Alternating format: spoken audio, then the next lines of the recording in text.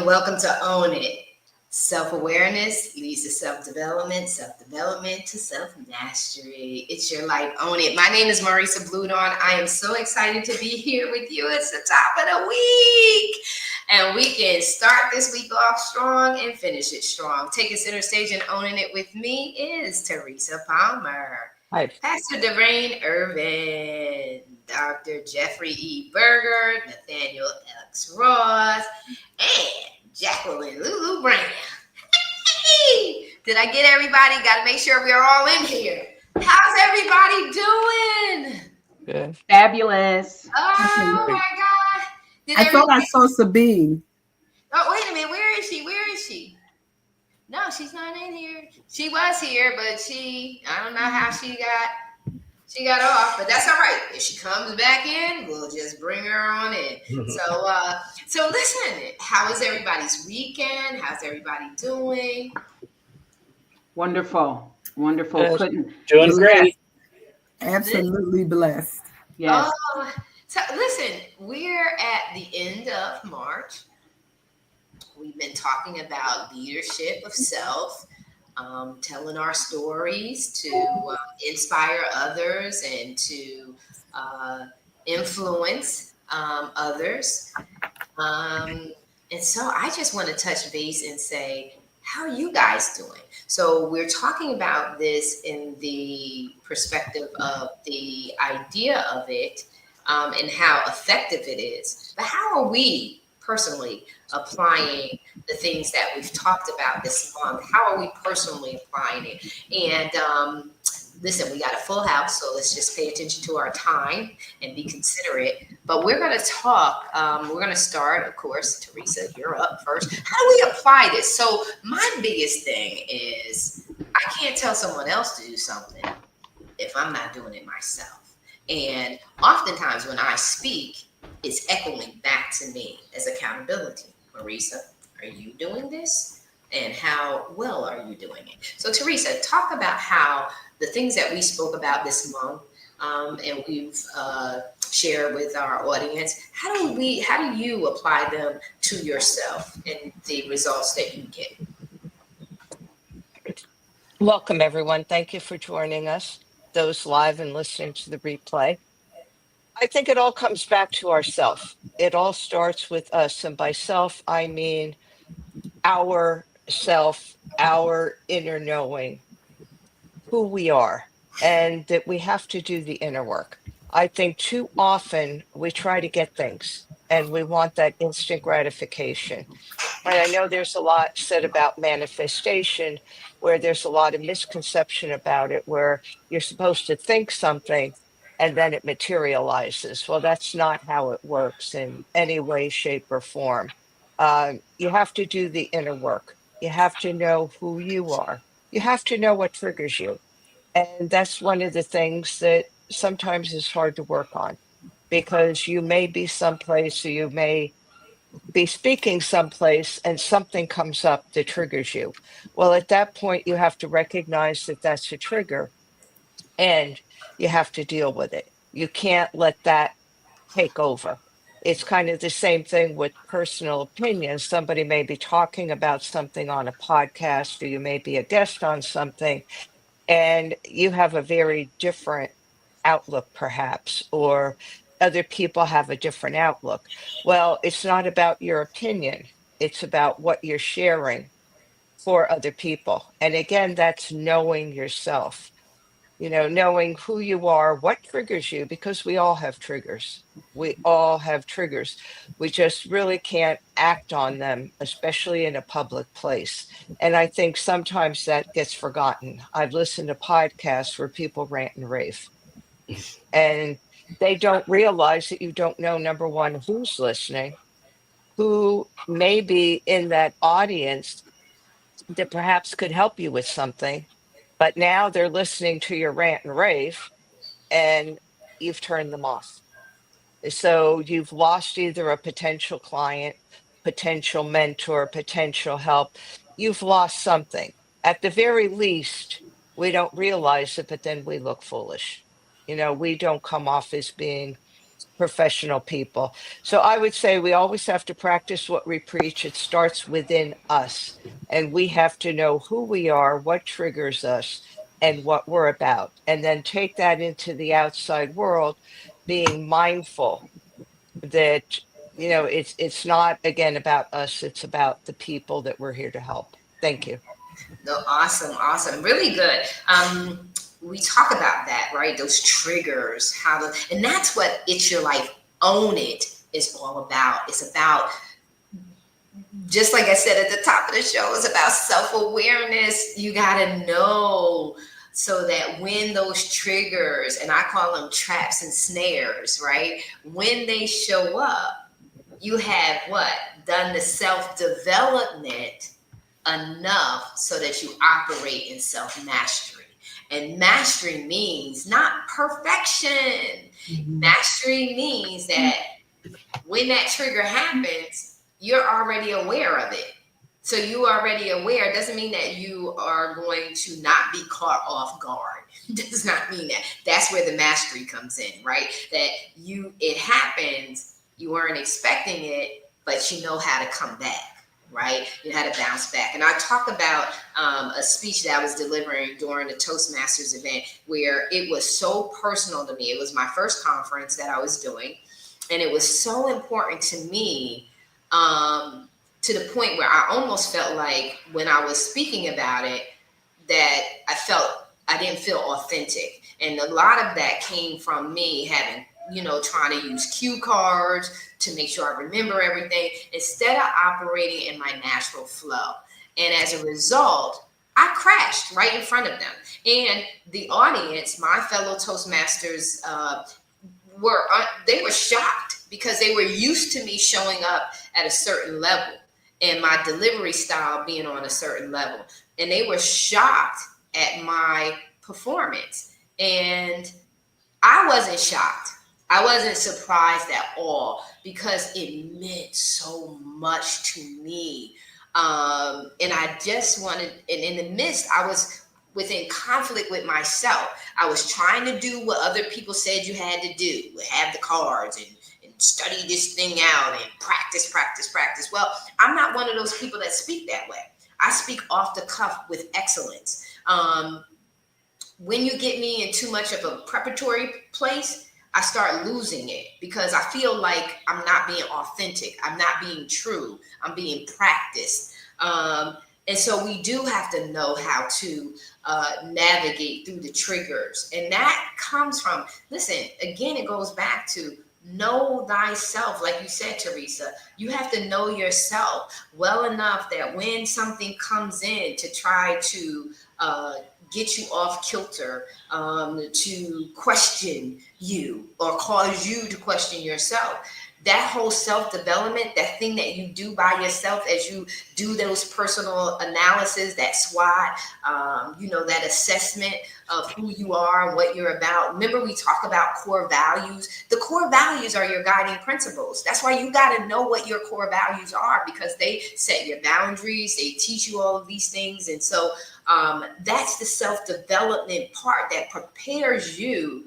and to operate in self-mastery, that when these triggers come, you do know how to navigate. That's what our plea here is for our audience, is that if this is a space where you need that cultivating and that support and that development, this is why we have these conversations, to teach you some methodology, some different perspectives. That's why we have so many people in the room here, is so that we don't have one perspective, that you have a plethora of options and people to connect with, personalities, because you can't please everybody. Everybody is not for everybody. One person may hear me and say, oh my God, I really love her. Or they may say, oh my God, I cannot hear her voice again, right? So it's just the reality. In the US, you guys have like 300 and something million people. So it's all good. If somebody don't like you, then there's somebody else. There's somebody else. There's someone else to connect with. Because what happens when we try to govern from a place of what is everybody going to be okay with, we dull down and we lessen our natural impact. and the real people that we are, the real clients or the real folks that we're trying to connect with, we won't get connected with those people because we'll be drawing in the people that we're showing up. And so, Teresa, you make such a great point. I'm going to navigate over to Pastor Durain. Pastor Durain, I know you're chiming. How do we use these things ourselves? The very thing that we talk to other people about in regards to storytelling, influencing, and making impact. How do we use those for ourselves? Good morning, everyone. It is certainly a privilege to be here. I agree with Teresa in some aspects. You have to know yourself. Not only do you have to know yourself, you have to be confident in who you are. It's okay if they don't like you. Like you said, it's okay if they don't want to hear your voice again. I remember I had surgery and on my throat, and I literally sounded like Mickey Mouse. And of course, my teachers didn't tell me then, but I had another surgery that corrected it. And they said, I could not stand to hear your voice. And I was like, oh my. And they were like, every time you would start talking, I would cringe. It was sort of like the chalk, putting your fingernails on the chalk. Well, I didn't know that's how I sounded. And unfortunately, I had no control over it. But I knew I sounded like a cartoon character. But I had to own that thing. That's all I had to deal with. And I still had to be the lead. And I had to be comfortable and confident that it wasn't how I sounded. It was the message that I was trying to get across. And that's where we have to, when we are self-aware and we're doing that self-development, we are confident in who we are. I stand on the word of God. So I know I am confident in every word that he says in his word. I own it. And I declare that is who I am. And like we say, I own it and I walk it out. Yes. But I try to encourage other people to do the same thing. I have a couple of people that I'm mentoring and they'll say something negative. I say, oh no, we speak positivity. We're not letting those negative words come out. We are not affirming what other people say, because it's not the names that people call you. It's what you choose to respond to. If you respond to that negatively, then you own it. It becomes a part of you. It's like that seed you put in the ground. And then somebody else comes and calls you something negative and they water, and next thing you know, you got a harvest of negativity. That devil is a liar. Yes. And I choose to have a harvest of positivity. So when the snares and traps come, I remind myself who I am. I know I have triggers, but I remind myself I can do all things through Christ who strengthens me. And I look at it for what it is. I say, and I talk to myself. I don't know if some of you, but talk to yourself. I talk to myself, and I call myself Diva. Yes, I do. I go, look, Diva, you already know that's a trap. How many times you going to jump in there? So I tell myself, okay, when the enemy throw a trap, I'm going back to my baseball skills. And he expected me to throw a fast pitch. I'm going to throw a curveball, or I'm going to throw a slow ball, because he's not expecting that. So I'm not going to respond in the way that he wants me to. And I literally talk myself through it. But when you have that self-development and self-awareness, and you know who you are and you know whose you are, then you can rely on whatever your faith base is. That's what you stand on. If you say you believe it, then stand on it and walk in it. Own it. Thank you, ma'am. Awesome. And that's it. It doesn't matter what your belief systems, and just like you, I'm crazy for the Lord. But I always encourage people to be true. Own what it is that you believe in. That's why those core values, I'm going to keep driving at home. Those core values, that SWOT analysis, that those personal assessments of yourself. Don't overdo it. Be a little kind to yourself. We know personally, when we sit by ourselves, we know the things that we're doing, and we know the things that we are not doing. And sometimes we know when we're being too tough on ourselves. Love yourself. I want to talk about the importance of when you speak from a place of confidence, but also from a place of confidence and happiness and fulfillment. When you're confident and you're happy, you don't have that. It lessens that venom or that bitterness that shows up when you're confident and you're not happy. Sometimes you're bitey when you're showing up. And I think that, I could use different terminology, but I think we all get it, is that you got to be happy. You got to be confident and happy. There's a combination of that just becomes the perfect formula for showing up and being gracious, kind, and compassionate towards others that may not agree with you. I believe that that's important too. And, just like you said, I talk to myself. I have no qualms with doing that. And I even answer myself because I need answers. So I even answer myself.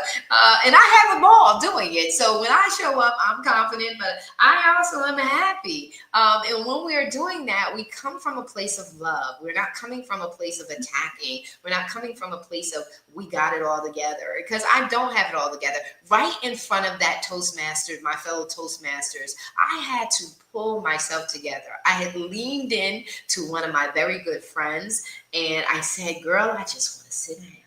I just want to disappear. And I was saying that to her in front of everyone.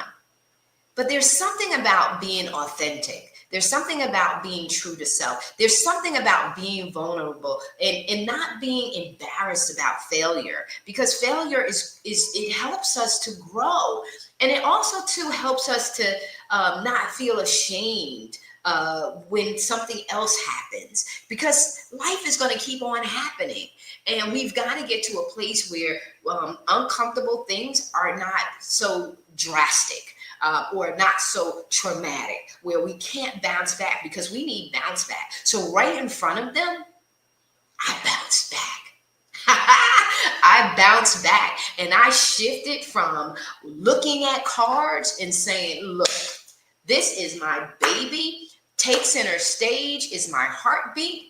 And I just need to tell you that when you come to this event, it's going to be life-changing, because we're talking about self-awareness. Because without self-awareness and self-development and self-mastery, you're not going to excel in your life. You're not going to excel in your career. You're not going to excel in your business. So this is the very thing that most people run from. Self is you run all day because you don't want to deal with what you know your reality is. But I'm going to tell you that if you would take center stage in your life, your career, and your business and own it, you will start flourishing. Who's in your boardroom? Stop letting yourself and stop letting others tell you that you're not good enough. And so I want to go on over to Thailand. All right, Nathaniel, how do you use this in your own life? Come on, talk to us. And what time is it there? It is 9:17 p.m. Okay, so that's not too shabby. Talk to us, Nathaniel. What's going on? How do you use this in your life? We tell other people what they should be doing, and we suggest it. And then I want to hear, what are we doing? Are we using this? Are we using it? Well, I do, and I'll start by saying I share stories, whether they're my own stories or other people's stories that I have seen and experienced. Because when I share those stories, it makes me reflect. Like you said, Marissa, makes me reflect and go, am I doing these things? Mm-hmm. Right? I can't teach it and not question whether or not I'm living up to doing those things myself. So hearing the stories it's an accountability check for me. But from what Teresa and Pastor said, and I think I'll take this little lesson and put it into both a secular and spiritual perspective. People talk about manifestation, but like in a lot of things, we bastardize and we shorten the message so that we don't get people aren't getting the full lesson, only taking a piece of it because it's easy to quote and it's easy to say. So everyone knows about the law of manifestation. And from a spiritual perspective, Dr. Rain can wheel me in if I'm off base here, but we are made in God's own image. Mm-hmm. A lot of people get caught up on, well, what does God look like?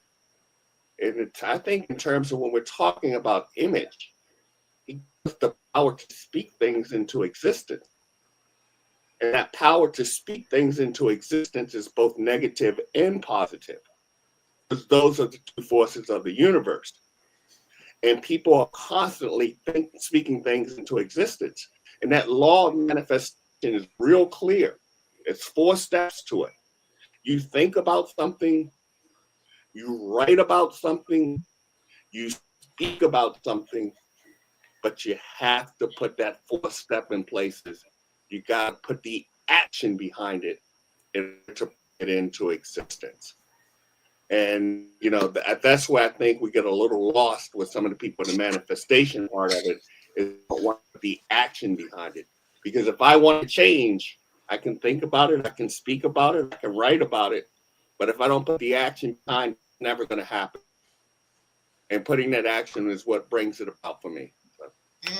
That is awesome. I love it, because you're so right. Because what happens with people is they think, puff, and it magically is going to appear. And even when I do a lot of speaking, I have a lot of people say to me, Marisa, how do you do this?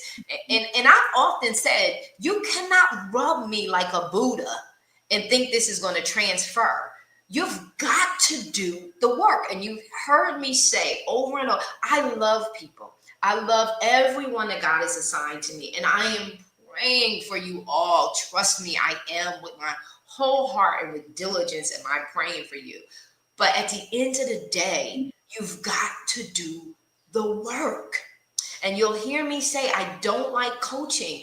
And it's not because I don't like coaching. I am results driven. I'm a list person, and I like to check stuff off. I get my resiliency, I get my energy, I get my motivation, by things getting accomplished. And so most people don't want to do the hard work. And most of the hard work starts with you. I always say the one variable that never changes, that you can never remove from your life, is you. You've got to be willing to do the work. You can think it, write it, speak it, but courage, tenacity, and audacity takes action. It takes you doing it. And we are at a very critical point. If you're listening to this, it's very, very important, because you are at a crossroads. Do I continue this? Just like he says in the Matrix, you want to take the red pill, you want to take the blue pill. Which one? Which one? Which one? Because greatness is awaiting you to arrive. And not to be afraid of it. Stop being afraid of it. Because on the other side, see, I love Maslow's hierarchy of needs, because self-actualization is liberation. It's being unapologetic. It's being unleashed to conforming. Because at the level by which you enter into self-actualization or stay in conformity is you pleasing other people and keeping it safe. Self-actualization is not being perfected. It's being free from everything else that everybody else says, and believing in who you truly were meant to be, and start living that fulfilling life. And I've studied Maslow's hierarchy of needs. So if you haven't, study it and read in between the lines. He was not talking about all of this maximizing your talents, your gifts, your proficiency. It was owning who you are. And so I'm going to finish out with you, Lulu, but we're going to let Jeffrey, we're going to let Dr. Berger speak, and then Lulu, you close us out. This has been amazing. I love this. Thanks, Marisa. Yeah, this has been a great panel discussion today, and great seeds have been planted. And again, with Teresa, really hit it off about self-awareness. And once you know yourself, then that love of self really starts to foster a lot of open doors for yourself. And this is something that I learned later in life. And as I always say, better late than never. And you talk about self-development, you talk about self-mastery, and this is where we need to own it. We need to step into our own space and take control about our own purpose-driven meaning. What are we here for? What is our outcome? And what are we going to leave the world once we ourselves depart?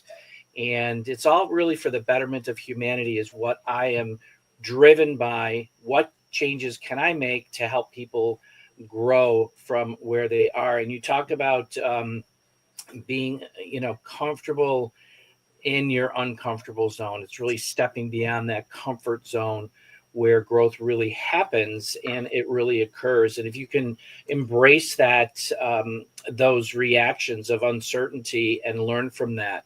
And one of the things that I've learned over the last several years, being in front of, these amazing leaders here, along with others, because I love to pick different stories and see how can I intertwine them into my own stories, because they help me move from a trigger component, from a react to an evaluate. And I used to be a reactor, which was not healthy. And the evaluate is, okay, so how can I take this information? It's being triggered by me or triggered to me. How can I take this and turn it around to something of value? What am I going to learn from it? What is it going to do for me? How can I move forward with it? But more so, can I help somebody else with that down the road? So, and this is all part of my own, journey with regards to my core values of love, integrity, passion, responsibility, and perseverance. So thank you. This is awesome. You talked about getting a late start. Delay is not denial. It is not denial, no matter where you are. And I know Pastor Durain talks about that a lot, about things happening for us. And so sometimes delay is just preparation. It's about alignment. It's about everything that needs to be done in the background of you showing up for that moment. And so, and I believe Pastor Durain, you talked about that too. It's like, evaluate from the positive perspective. What positive can I take out of a negative experience, right? How can I build characters? Because this is all about building character. It's about building integrity. It's about building a tough skin, because, everything is not going to work in our favor, but do we give up? No. Anything worth having is worth fighting for, right? It's worth showing up for. I love how you said evaluate. I say assess, address, and move forward. Evaluate is so good that you evaluate. That's the analytical. You're counting the cost. You're looking at the variables to see how is this whole thing working out. It's operating at another level, in another frequency, in another vibration, right? You're going up higher. And when you go up higher, you're increasing your capacity for understanding and relativity, right? You're relating in a different way. So you're showing up in a different way. We have got to come to a heightened level of consciousness, not just existing. Like you said, not being reactive, but being proactive and intentional, right? Strategically intentional. What is it that I really want out of this? That's even with the dynamics of our relationships. You don't just stop cutting people off and evaluate and say, wait a minute, maybe I need to put this on pause so things can relax a little bit. But we talk about, Lulu and I, needs analysis, skills analysis, where we're assessing, like, what is the value of this relationship? Not today, but perhaps tomorrow or well into the future. Do I cut this off and then cut my blessing off long term?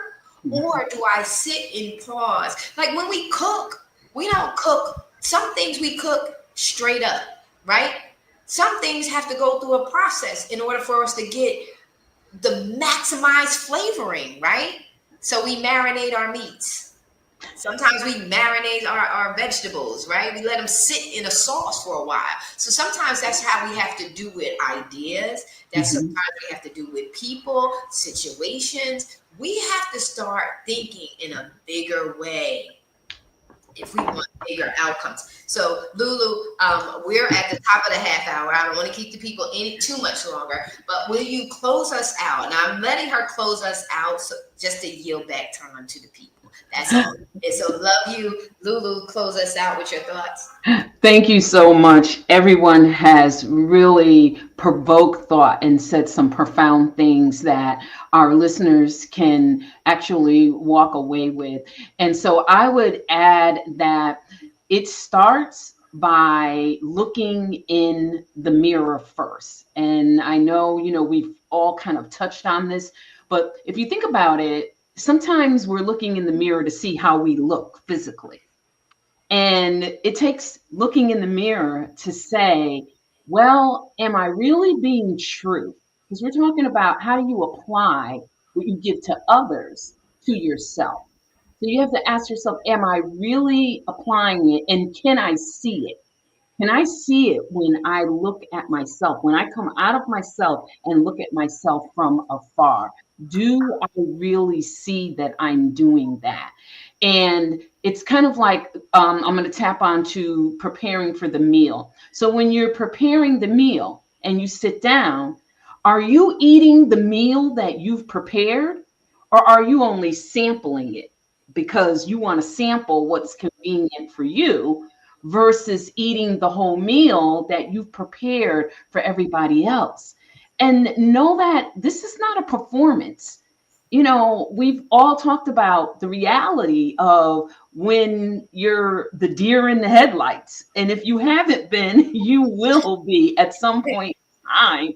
But this is about not being a performer and everything always working perfectly, but it's about being vulnerable and letting people know that you are human. They have to see that, you know what? They're human too. They experience the things that I experience. And then when you are operating in joy, last but not least, we know we need discipline. We know we need strategy. These are all of the things that we teach others. We have to apply that to ourselves. But joy has to be there, because if there is no joy, people are going to sense that. They're going to see that. They're going to sit back and say, well, gee, why is he or she here? But when we are grounded, and I'm talking about soul fueled in joy, people are going to get far more than we can even imagine. We'll think that, well, okay, I hope they got this, I hope they got that. They're going to get far more, because when we're doing something with joy, we are now in the sacred space. We are now delivering from the core and the essence of who we are. And there's no greater power than that. When you can deliver from the core and the essence of who you are and take it all and put it back on yourself and continue to bathe in it. I didn't say rinse in it, bathe in it. When you can continue to bathe and bask in what you are giving to others, you are going to constantly grow.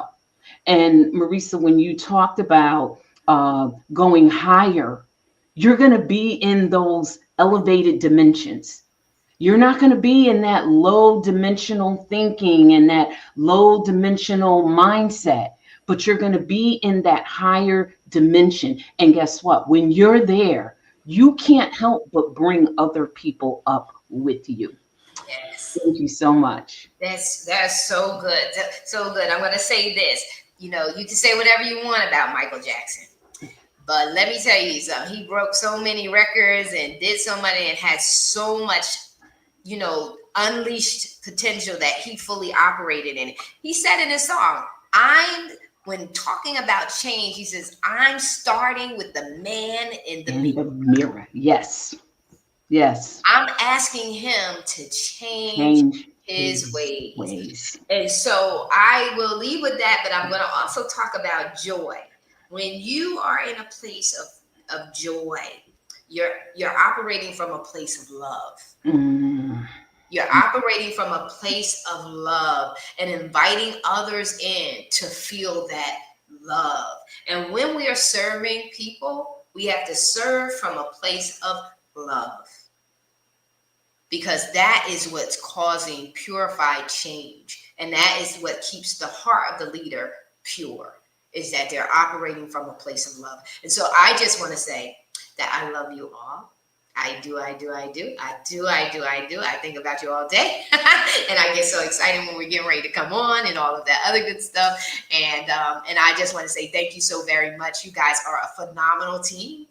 For those of you who are going to be here in the DR in a couple of weeks, we're going to party hardy. But for those of you who are not with us, you will be with us in spirit. And just prepare for 2026. Make sure you're here. Make it make sense. Be here with us in 2026, or we'll have some things going on between now and then. You can come on in and check in and be here. But I just want to say I love you guys. You guys are dedicated. You're committed, both on screen and in paper. Your articles inspiring others.